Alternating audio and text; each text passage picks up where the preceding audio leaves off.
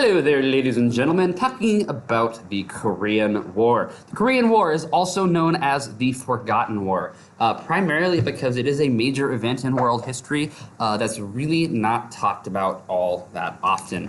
It's going to go from June 25th, 1950 until we don't really know when. There was a ceasefire agreement signed, however, there's not ever been an official end to the Korean War.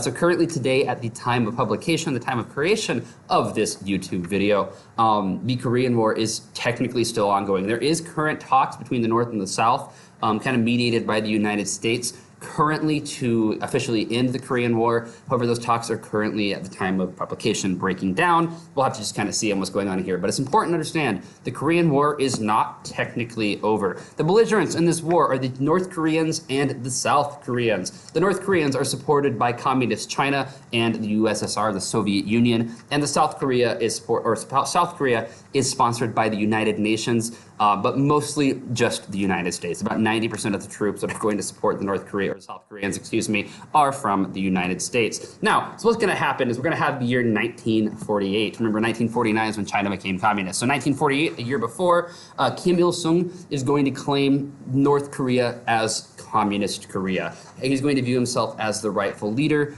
of the entire peninsula of Korea, the entire Korean peninsula. So he's going to claim that he is the rightful leader and the South is in rebellion and they are false and they are not the true Korea. The South is going to claim the same exact thing, that the North is in rebellion and that South is the true Korea. This is going to cause a series of problems. You can understand why it's problematic to have two different people who claim the opposite territory as their own when they claim it as someone else's. Now, problem we're going to have going on here, we're going to have a man named Kim Il-sung. You can see him right down here, and he's going to say, "Comrades, I want to take back the South. Will you support me in building a communist Korea?" And then we're going to have old Joe Stalin come over here, and Joe Stalin's going to say, "Well, you know, I'd like to. I can't send troops. Pesky Americans don't want me to shoot at them. China, would you send troops instead?" And then Mao Zedong, leader of China, is going to say, "I will send backup if needed. If you need it, Kim. Let's make it all communist Korea." And this is going to be this whoopee yay, yippee, we'll invade on June 25th. Viva communism. And then we're going to have Douglas MacArthur. Did someone say communist revolution? I hate communists. Prepare to die, you communist Korean pig. I'll explain that one a little bit later on. So what's going to happen here is the North is going to cross the border to regain control of South Korea on June 25th of that year. Now, the United Nations is going to decide immediately, or fairly quick, aided heavily by the influence of the United States, to send support to push back the North Koreans to the 38th parallel. This is going to be that agreement that was kind of set up previously. This was kind of the splitting point. So half of South Korea was right at the 38th parallel, North Korea is the 38th parallel. They're going to come back to those pre-war borders going right through there. And they're going to be led by Douglas MacArthur. Now, Douglas MacArthur from the previous slide does not exactly like these communists at all. He is going to lead the United Nations forces back to the 38th parallel. Then he's going to say pretty much, hey, why stop here? Let's just keep on going.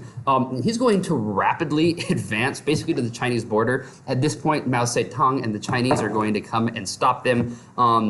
MacArthur's solution was, hey, let's just nuke these guys. At this point, Harry Truman, the President of the United States, is going to come in and say, whoa, Douglas, you need to take a chill pill. And Douglas says, shut up, Truman, or something to that effect right through here. And then Truman says, yeah, I kind of got to let you go. You're going just a little bit crazy, at which point Douglas MacArthur was fired, relieved from his post, and died a few short years later. Ultimately, on July 27th of 1953, that ceasefire agreement is going to be signed, and they're going to create a demilitarized zone, the DMZ, at the 38th parallel. Okay, the DMZ, they're talked about a lot going on right through here. This is going to be the official, kind of not official end, but the last bit of fighting with a part of the Korean War. Setting this thing up right here. That DMZ is going to be this demilitarized zone, kind of a buffer zone between the two Koreas. The first fighter jet battles in history are significant, one of the things that come out of the Korean War. Right here is a picture of the DMZ today. You can see that gravel area right through there, and that little that looks like a curb is the official boundary between North and South Korea. Each country controls half of one of these buildings right through here. Very contentious area. It's actually kind of important to understand at this time period recently, or not recently, but the South has put up giant loudspeakers to play propaganda into the North. There have been a number of Northern defectors trying to get into the South. A lot of different things are happening right here. Just recently, President Moon and Kim Jong-un, leader of North and South Korea, did respectively step over into each other's country. The first time a president from the South has been to the North, and the president of the North has been to the South, really since the split of the Koreas is going on. Here's another picture. Okay, United States Secretary of State at the time, Hillary Clinton. Secretary of Defense Robert Gates is also in that picture. Standing there at the DMZ, you can see through the other side of that window, you have a North Korean soldier staring in at here to go and show exactly how tense the situation truly is. That is all for now. Questions, comments, put them down below. Otherwise, good luck.